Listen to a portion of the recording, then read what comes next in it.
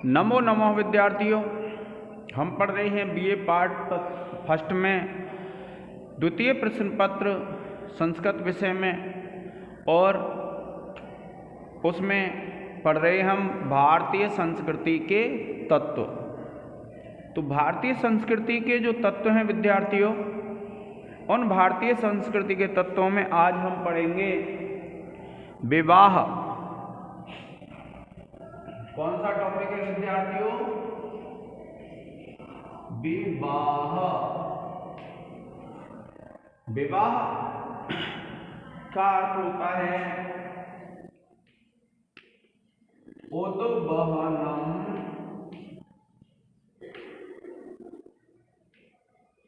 नयनम,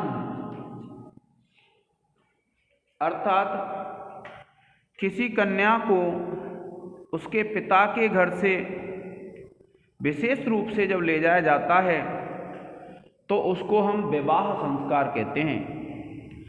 अगर हम संस्कारों की दृष्टि से देखते हैं विद्यार्थियों, तो संस्कारों की दृष्टि से अगर आप देखोगे तो जो विवाह संस्कार है वह 15वें नंबर का संस्कार है। जब व्यक्ति का समावर्तन संस्कार हो जाता है, समावर्तन संस्कार को स्नान संस्कार भी कहते हैं। जब समावर्तन संस्कार हो जाता है तो वह व्यक्ति गृहस्थ आश्रम में प्रवेश करता है, और गृहस्थ आश्रम में विवाह संस्कार के द्वारा व्यक्ति प्रवेश करता है। अब देखिए, जो भारतीय संस्कृति है उसमें 8 प्रकार के विवाह माने गए हैं। कौन से? भारतीय संस्कृति में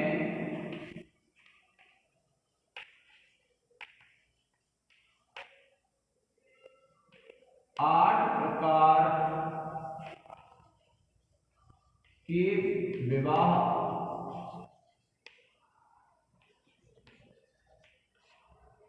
माने गए हैं।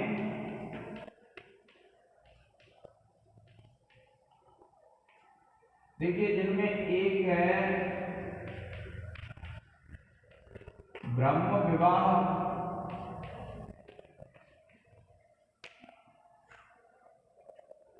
दूसरा है देव विवाह, तीसरा है आर्ष विवाह,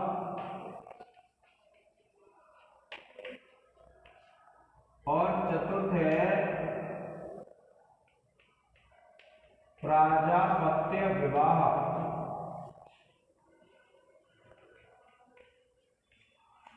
इसके बाद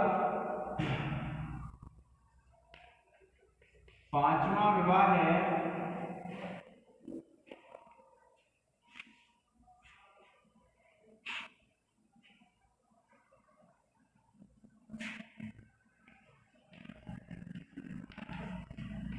आसुर विवाह,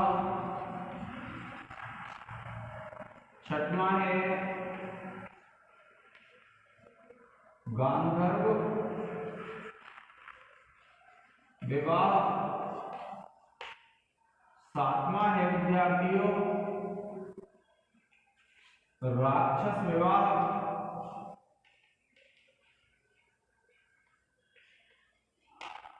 और 8वां है पैशाच विवाह।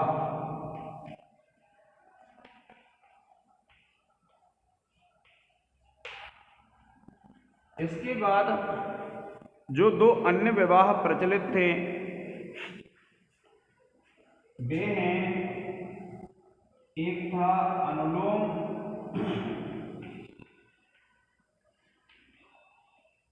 विवाह और दूसरा था प्रतिलोम विवाह।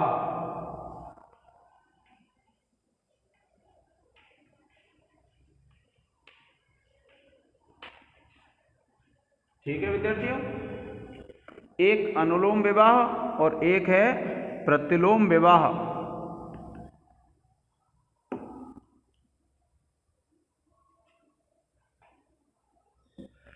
अब पहला जो विवाह है ब्रह्म विवाह, देखिए उसके बारे में मनु ने क्या कहा है। ये जो ब्रह्म विवाह है,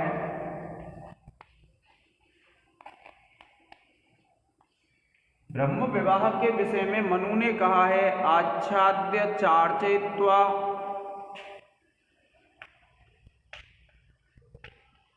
आच्छाद्य चार्चयित्वा, आच्छाद्य चार्चयित्वा च श्रुतिशीलवते स्वयं, च श्रुतिशीलवते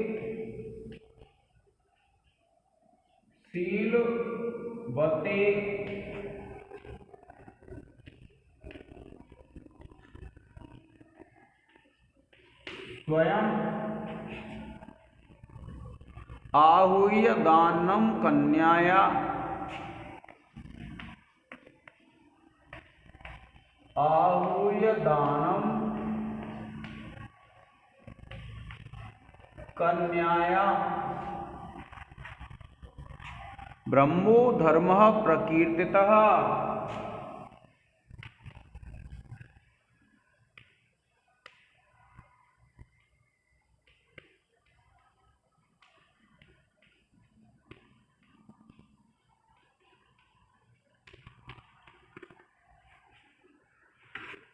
क्या कहते हैं? आच्छाद्य, आच्छाद्य कहते हैं ढक करके, यानी जब पिता अपनी कन्या को आभूषणों से ढक करके, आच्छाद्य का क्या तात्पर्य होता है? ढक करके।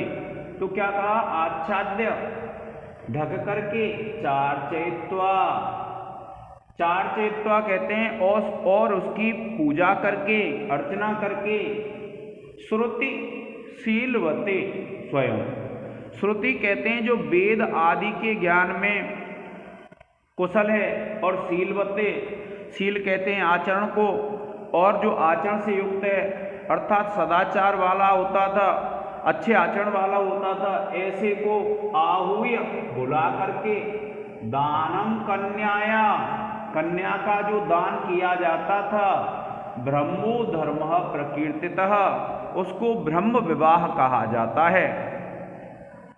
क्या कहा? कि आच्छाद्य चार्चयित्वा, आच्छाद्य चार्चयित्वा, आच्छाद्य माने ढक करके, चार्चयित्वा यानी अपने कन्या को वस्त्र और आभूषणों से सुशोभित करके और बुला करके उस व्यक्ति को, किस व्यक्ति को? जो व्यक्ति वेद शास्त्र आदि के ज्ञान से युक्त होता था और जो व्यक्ति अच्छे आचरण वाला होता था, उस व्यक्ति को बुला करके जो कन्या का दान किया जाता था, उसको भारतीय संस्कृति में ब्रह्म विवाह कहा गया है। क्या कहा गया विद्यार्थियों? ब्रह्म विवाह कहा गया है। अब उसके बाद आप देखते हैं देव विवाह, दूसरा है ये देव विवाह। देव विवाह के विषय में मनु ने क्या कहा है कि यज्ञे तु वितते सम्यक ऋतुजे, यज्ञे तु वितते सम्यक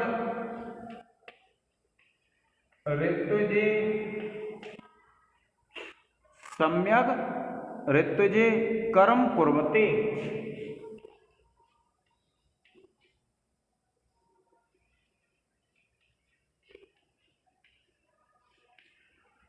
और इसके बाद अलंकृत्य सुतादानम, अलंकृत्य सुतादानम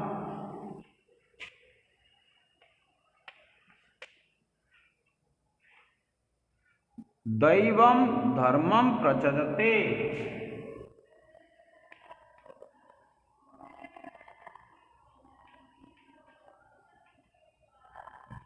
प्रचक्षते।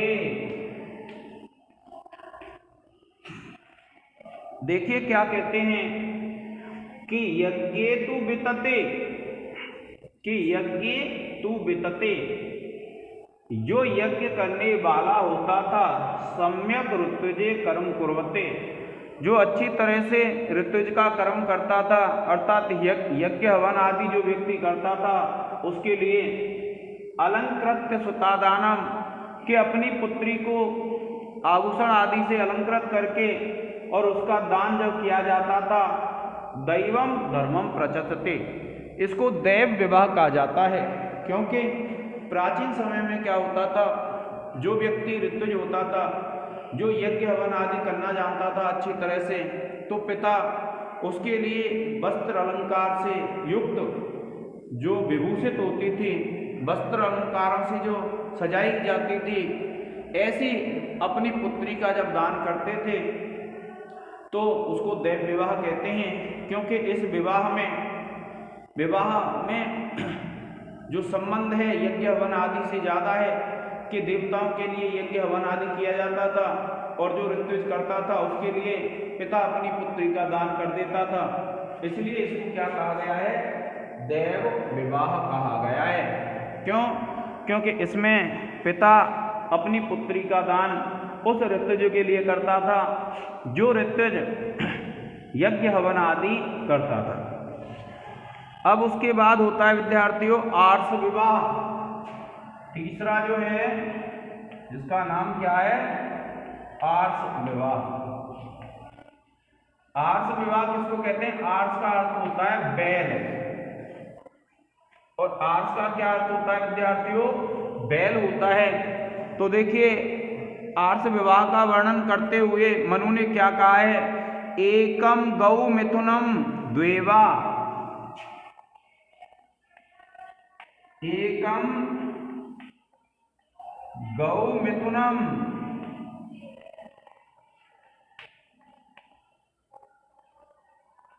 द्वेवा, एकम गौ मिथुनम द्वेवा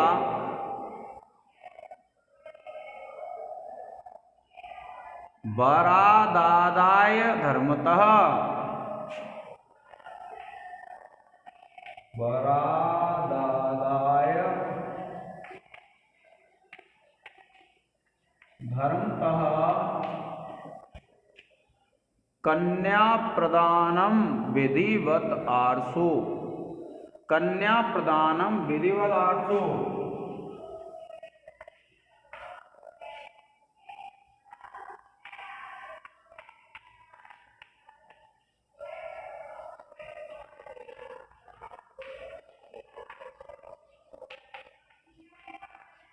कन्या प्रदानम विधिवत आर्षो धर्मः स उच्यते।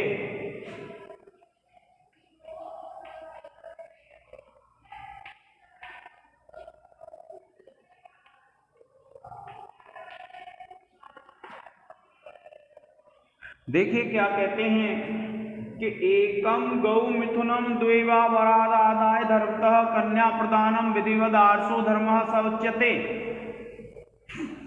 कि एक गाय का जोड़ा, एकम गौ मिथुनम, कि एक बैल का जोड़ा या गाय का जोड़ा, द्वेवा अथवा दो, बरात आदाय, बरात कहते हैं बर से, आदाय माने लेकर के, धर्मतः धर्म के अनुसार, कन्या प्रदानम, जब कन्या का प्रदान किया जाता था विधिवत नियम के अनुसार, आर्षो धर्मः स उच्यते, उसको आर्ष विवाह कहा जाता है। क्या कहा? उस विवाह को क्या कहा जाता है? आर्ष विवाह कहा जाता है। कौन से विवाह को? जब लड़की का पिता, कन्या का पिता वर से एक मिथुन का जोड़ा लेकर के अथवा दो जोड़े लेकर के धर्म के अनुसार उस व्यक्ति के लिए अपनी कन्या का दान करता था, तो उस विवाह को क्या कहा जाता था? आर्ष विवाह कहा जाता था। क्योंकि आर्ष का तात्पर्य होता है विद्यार्थियों बैल, और जब आर्ष का तात्पर्य बैल होता है तो बैल का एक जोड़ा अथवा दो जोड़े लेकर के जब कन्या का पिता अपनी पुत्री को विधिवत किसी वर को प्रदान करता था तो उस विवाह को कहते हैं हम आर्ष विवाह। क्योंकि इसमें आर्ष कहते हैं बैल को, कि बैल के जोड़े देने की प्रथा थी, इसलिए इसको क्या कहा जाता है, आर्ष विवाह कहा जाता है। अब देखिए एक होता है इसमें प्राजापत्य विवाह। कौन सा होता है, प्राजापत्य विवाह।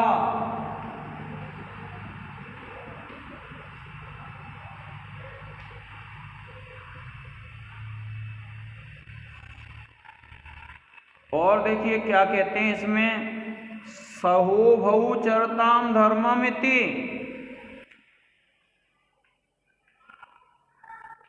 सहोभौ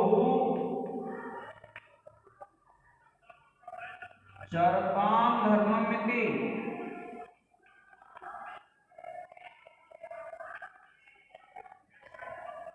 सहोभौ चरताम धर्ममिति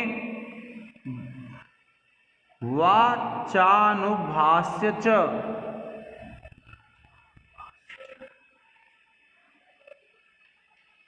वाचानुभाष्य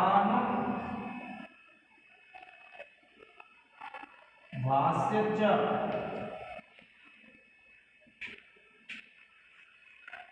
कन्या प्रदानम अभ्यर्च्य।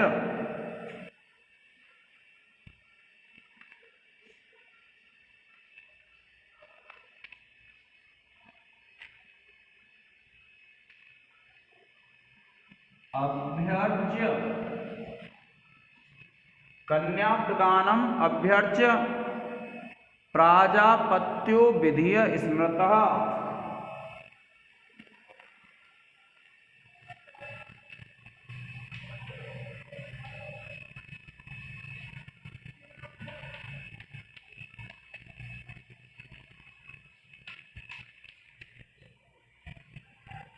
क्या कहते हैं कि सहोभौ चरताम धर्ममिति, कि उभौ माने आप दोनों, सह कहते हैं साथ साथ, धर्म का आचरण करें, कि आप दोनों साथ साथ धर्म का आचरण करें।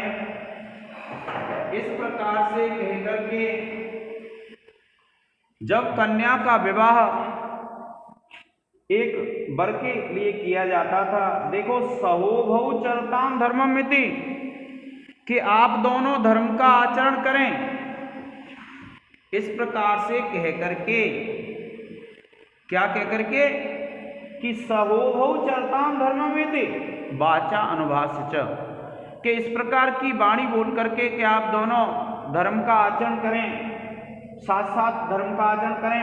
कन्या प्रदानम अभ्यर्च्य, और फिर उसकी अर्चना करके पूजा करके जब कन्या का प्रदान किया जाता था, जब किसी व्यक्ति के लिए योग्य वर के लिए कन्या दी जाती थी तो उस विवाह को क्या कहते थे, प्राजापत्य विवाह। अब देखिए ये जो चार विवाह हैं अत्यंत श्रेष्ठ माने जाते हैं और भारतीय संस्कृति में वर्तमान समय में ब्रह्म विवाह और प्राजापत्य विवाह का ही प्रचलन मिलता है। अब देखिए अन्य चार विवाह को पढ़ेंगे।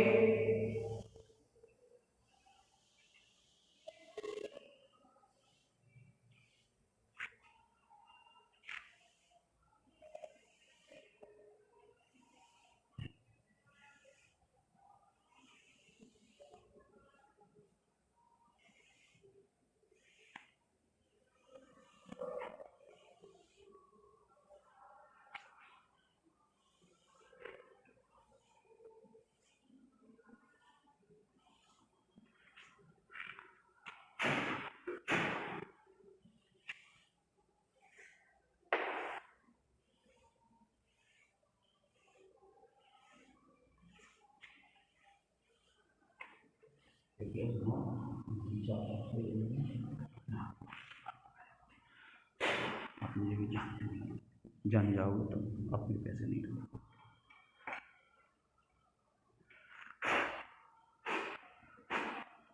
हार्डकोर समझते हो सर। अब देखिए आसुर विवाह है 5वें नंबर का। कौन सा विवाह है? आसुर विवाह।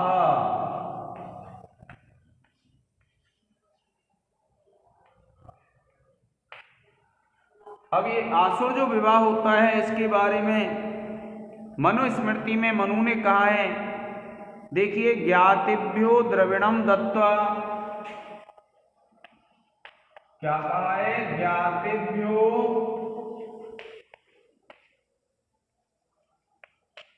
द्रविणम दत्त्वा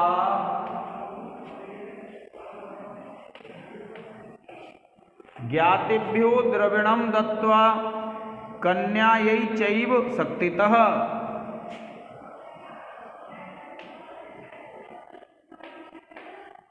चैव शक्तितः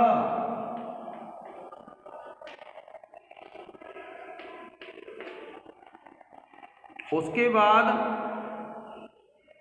कन्या प्रदानम स्वाच्छंद्या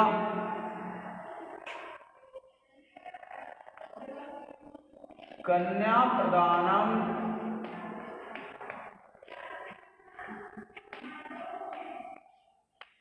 स्वाच्छंद्या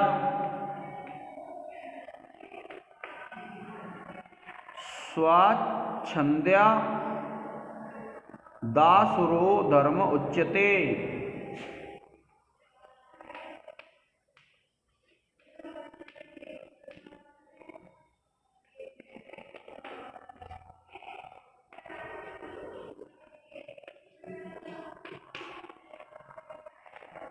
देखिए क्या कहा है जो आसुर विवाह है उसके विषय में कि ज्ञातिभ्यो द्रविणम दत्त्वा कन्याई च शक्तितः कन्या प्रदानम स्वाच्छंद्यात् आसुरो धर्म उच्यते। कि आसुर धर्म किसको कहा जाता है, आसुर विवाह किसको कहते हैं? कि ज्ञातिभ्यो द्रविणम दत्त्वा, कि कन्या के सगे संबंधियों से धन दे करके, कि जो कन्या के सगे संबंधी होते हैं, उसके जो स्वजन होते हैं, उसके जो घर वाले होते हैं, उनको धन दे करके क्या कहा? ज्ञातिभ्यो द्रविणम दत्त्वा कन्याई च शक्तितः, कि कन्या के घर वालों को धन दे करके और या फिर शक्ति के द्वारा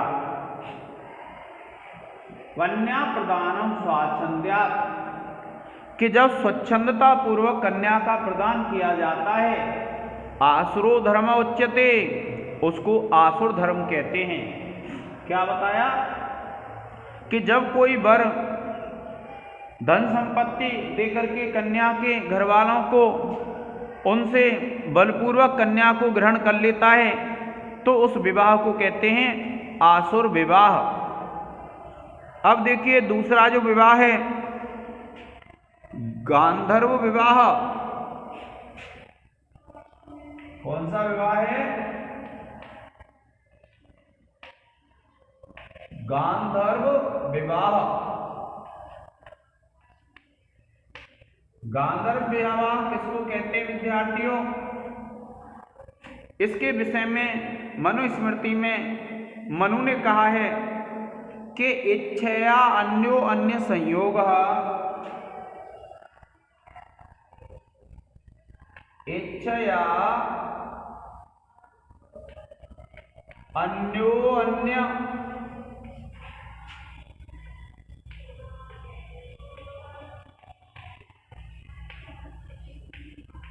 संयोगः, इच्छया अन्यो अन्य संयोगः कन्यायाश्च वरस्य च,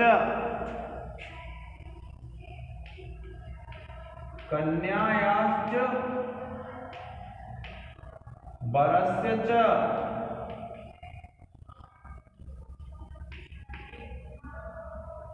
क्या कहा? आगे देखिए गांधर्व सतु विज्ञेयो, गांधर्व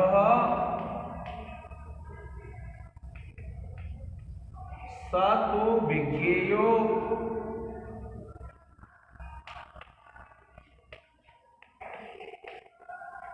गांधर्वः स तु विज्ञेयो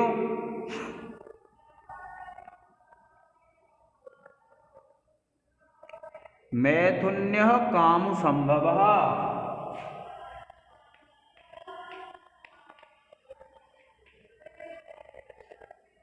मैथुन्यः कामसंभवः।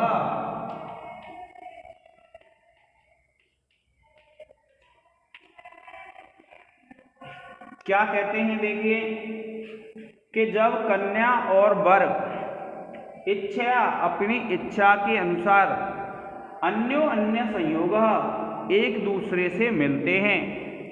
जब कन्या और वर अपनी इच्छा के अनुसार एक दूसरे से मिलते हैं, क्या कहा, इच्छया अन्योन्य संयोग कन्यायाश्च वरस्य च, कि जब इच्छा से कन्या और वर का एक दूसरे से जो संयोग होता है, गांधर्व सातु विज्ञेयो मैथुन्या काम संभव, कि काम के वशीभूत होकर के अपनी इच्छा से जब कन्या और वर का एक दूसरे से जो संयोग होता है, उस विवाह को क्या कहते हैं, गांधर्व विवाह कहते हैं। जब काम के वशीभूत होकर के कन्या और वर एक दूसरे के संयोग में आते हैं तो उसको क्या कहते हैं, हम गांधर्व विवाह कहते हैं। अब देखिए एक विवाह है, 7वां विवाह है राक्षस विवाह।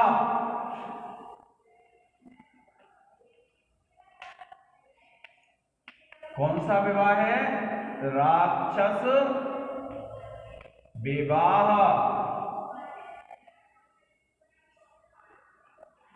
राक्षस विवाह किसको कहते हैं, देखिए राक्षस विवाह क्या कहेंगे, हत्वा छित्वा च भित्वा च,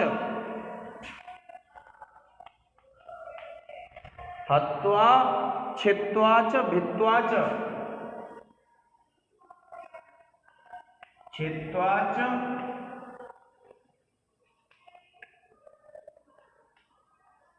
भित्वा च, क्रोशन्तीं रुदन्तीं गृहात्,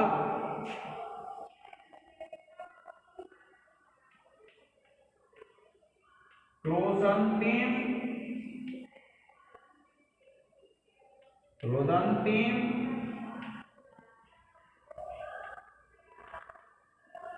गृहात्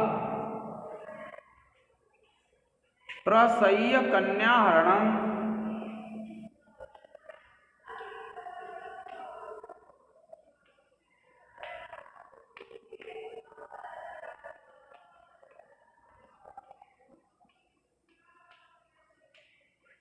प्रसह्य कन्याहरणम राक्षसो विदिरुच्यते।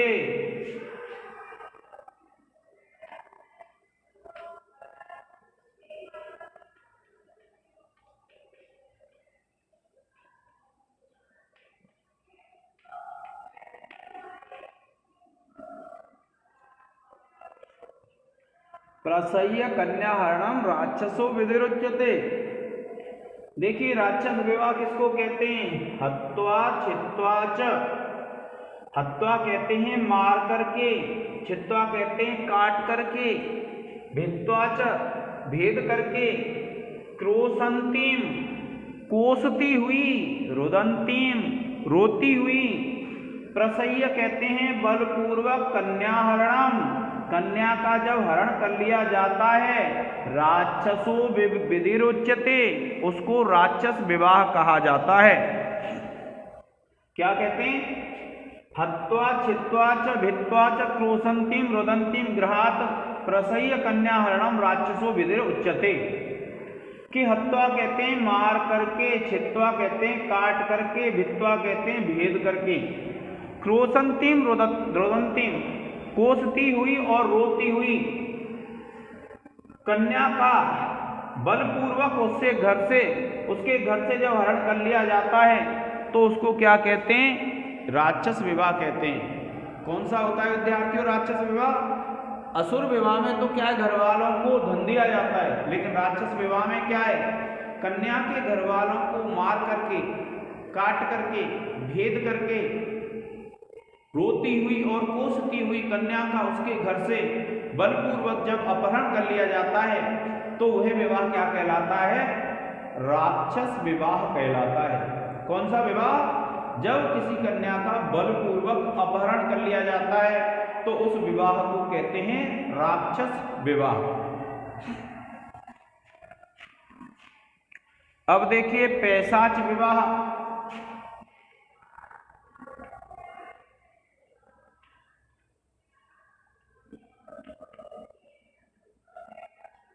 पैशाच विवाह, देखिए विवरण चिन्ह लगा लेंगे। पैशाच विवाह क्या होता है? सुप्ताम मताम प्रमत्ताम वा,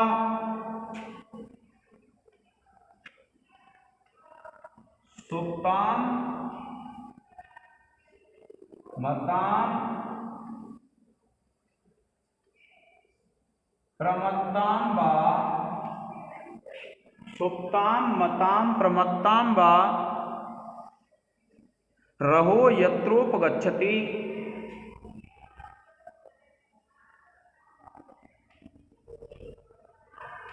यत्रोपगच्छति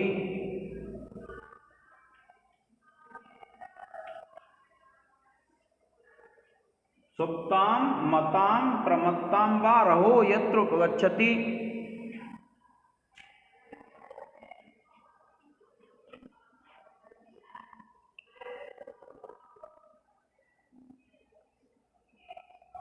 सपापिष्ठो विवाह नाम,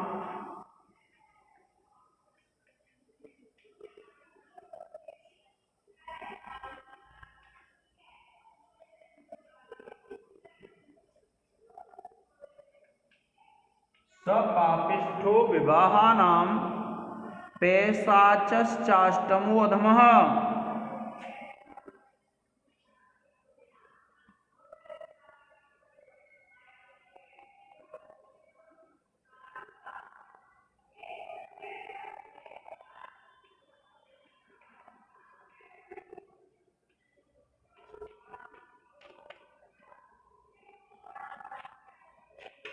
देखिए क्या कहते हैं कि सुप्ताम मताम प्रमत्ताम वा रहो यत्र उपगच्छति स पापिष्टु विवाहानाम पैशाचश्च अष्टमो अधमः। कि सुप्ताम कहते हैं सोई हुई, मताम कहते हैं मदमस्त, प्रमत्ताम कहते हैं पागल, रह कहते हैं एकांत में, यत्र उपगच्छति जिसके साथ संयोग किया जाता है, सपापिष्टो विवाहानाम वह पापी, सबसे पापी नीच विवाह, पैशाच अष्टमो अधमः के वह जो 8वां विवाह है वह पिशाच विवाह है, पैशाच विवाह है और ये अधम कोटि का माना जाता है। सबसे जो तुच्छ कोटि का विवाह माना जाता है वह कौन सा माना जाता है? पैशाच विवाह माना जाता है विद्यार्थियों। क्यों? क्योंकि इसमें ये बताया गया है कि जब कोई कन्या सोई हुई है या फिर मदमस्त है या फिर कोई कन्या पागल है, उसका जब एकांत में संगम कर लिया जाए उसके साथ, तो ऐसा जो पापी विवाह होता है वह पैशाच विवाह होता है और वह अष्टम विवाह है। आप विद्यार्थी उसका एक स्क्रीनशॉट ले लें।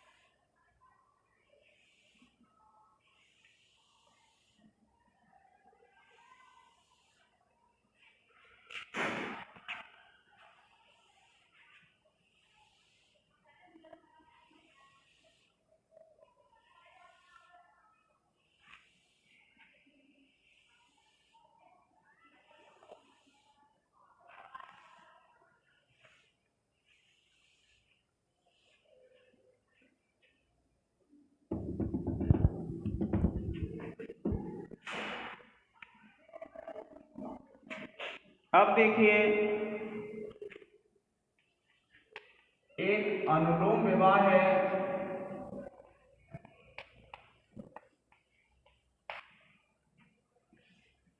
अनुलोम विवाह यानी इससे क्या है, पहले अंतरजातीय विवाह भी थे, तो पहले वर्ण थे। तो वर्ण क्या है कि जब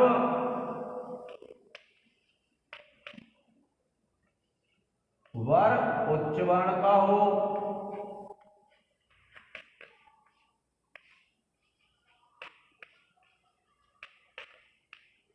और कन्या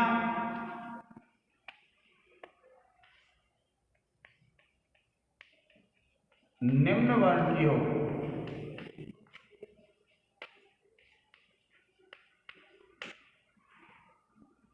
जब वर उच्च वर्ण का होगा और कन्या निम्न वर्ण की होगी, तो ऐसा जो विवाह होगा वह कौन सा विवाह कहलाता है? अनुलोम विवाह। कौन सा विवाह विद्यार्थियों?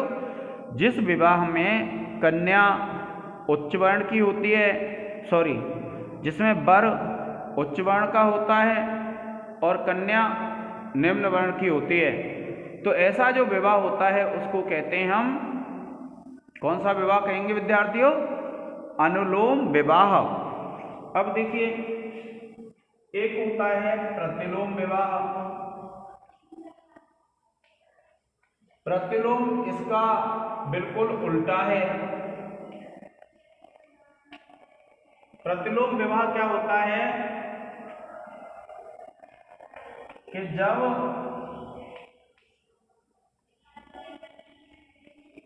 कन्या उच्च वर्ण की होती है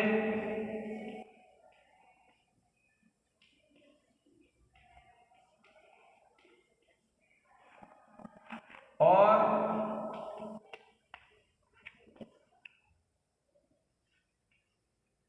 वर निम्न वर्ण का होता है,